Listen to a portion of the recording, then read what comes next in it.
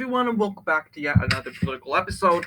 So, first Republican debate has concluded, and it was very interesting. We did not, of course, do a live stream. This channel being so new, I don't think we're doing a live stream anytime soon. But that's good. There's a pro to that. You guys can hang out with your friends and watch the GOP the primary debates with your YouTube famous streamers and well-known and your favorite streamers when it comes to that. So what happened during the debates? You might be wondering, what are my thoughts? In the debates, I thought there was some really great moments and a lot of funny moments. And I will tell you, to be very honest with you, there are moments in the debates where I feel that candidates really made themselves look out to be very good, and there are some candidates that made a huge fool of themselves, and we're going to go over those candidates right now.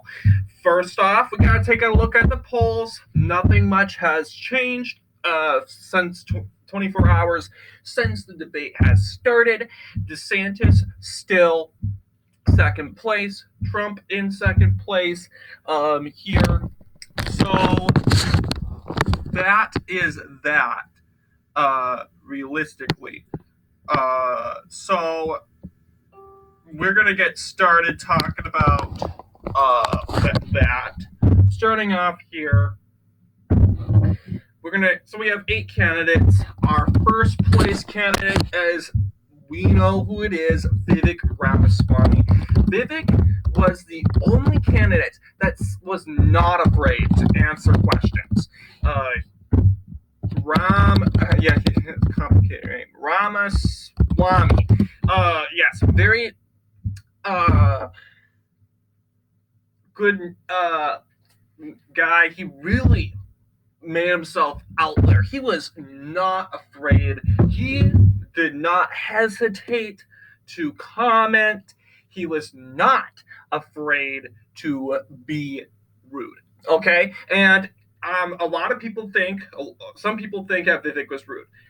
I don't, because besides, this is a debate. You gotta go swinging your fists.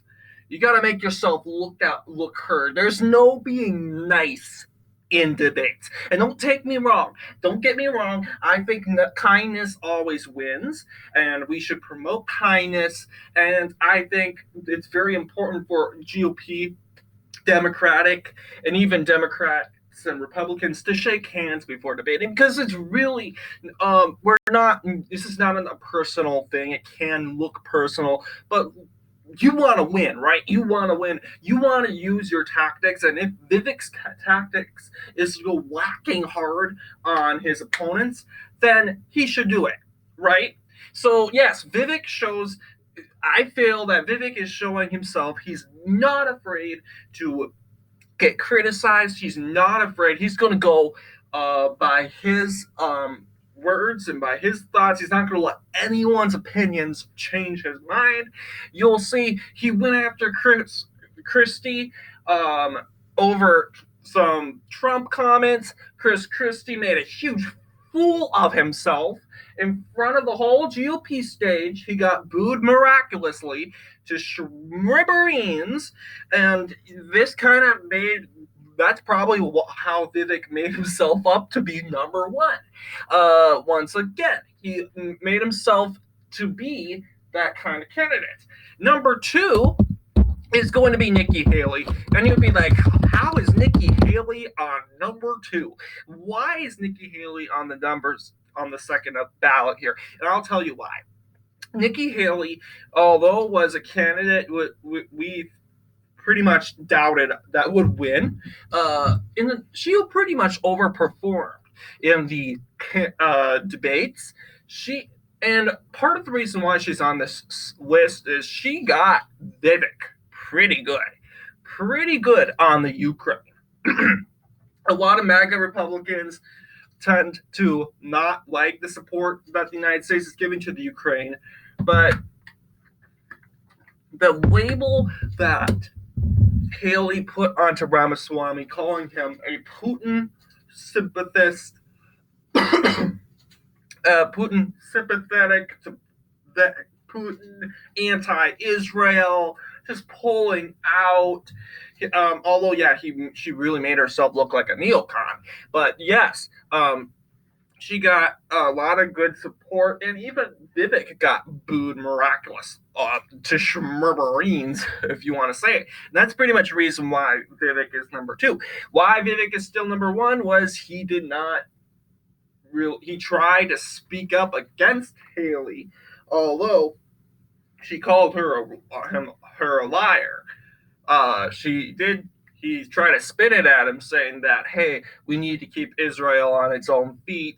But then Haley goes and says, no, Israel doesn't need us. We need Israel. And that was a huge roast there. That was a huge hit to Vivek when it comes to that. So that is why Haley's number two.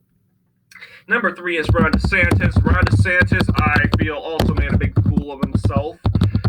One question, the question he was given asking about the January 6th insurrection, all he told us it was, oh, why are we even talking about the insurrection? That's not the answer to the question, Ron.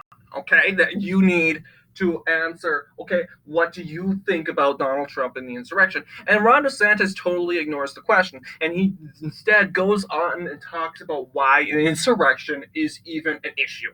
And yeah, I agree with him to a point, but that's not what the question is, Ron.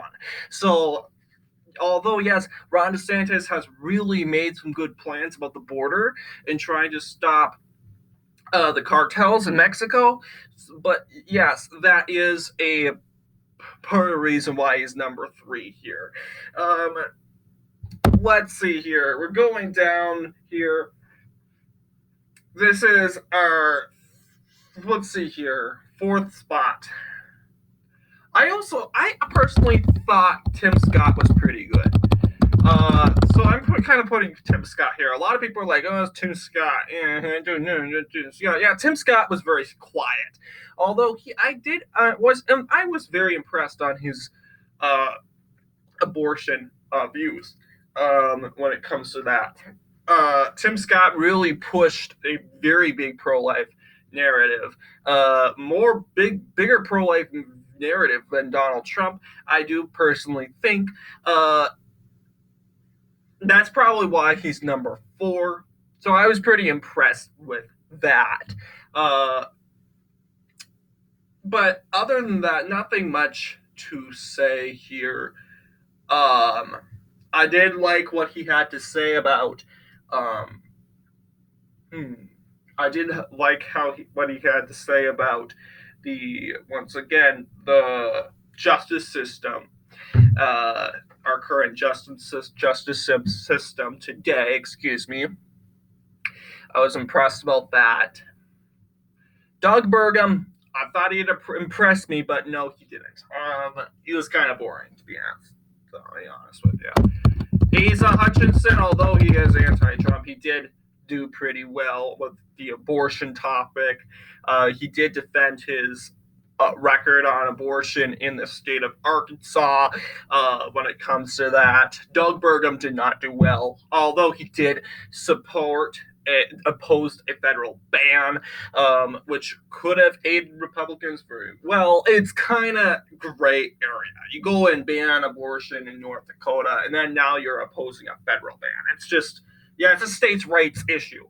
Asa Hutchinson, however you pronounce it, did very well with this issue, which part of the reason why he is number four on the list, number five,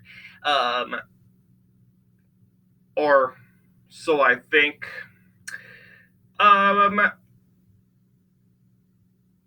Let's see. Mike Pence. Mike Pence is number six. Although he did defend his conservative record, I did not like how he constantly interrupted.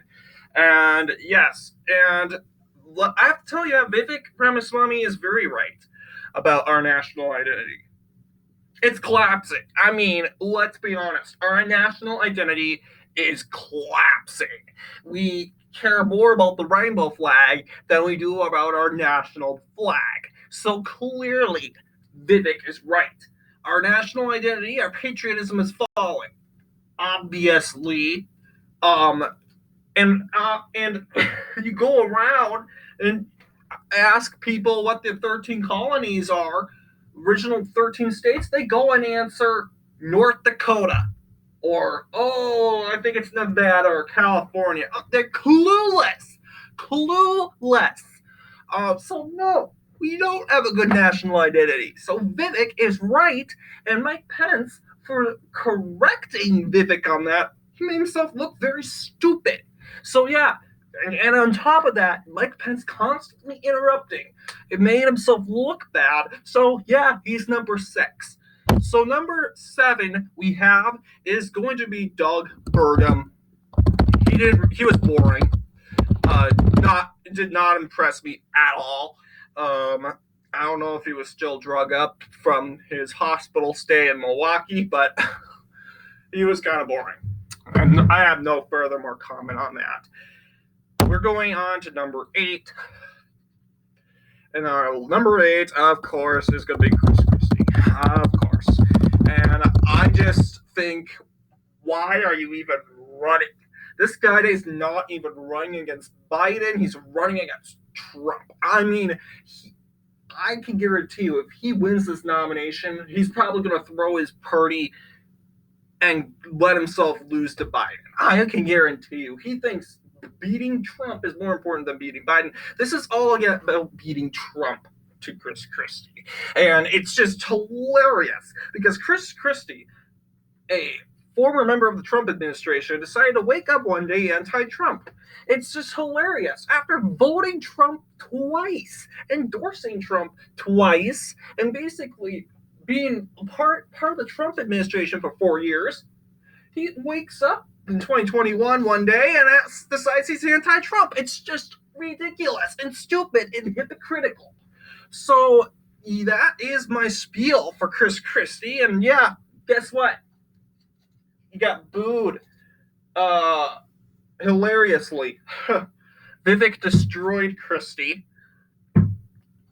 And Christie making a comparison about Barack Obama. Give me a break. I mean, I can tell you Vivek is way more intelligent than Obama. Way more intelligent. So don't even, Chris. Anyway, this is our results. Let me know, guys, what you think. I might Mike Pence, I think this is our results here. Vivek Ramaswamy, the winner of the first debates. What do you guys think? Anyway, thank you all for watching, and I'll see you guys in the next political episode.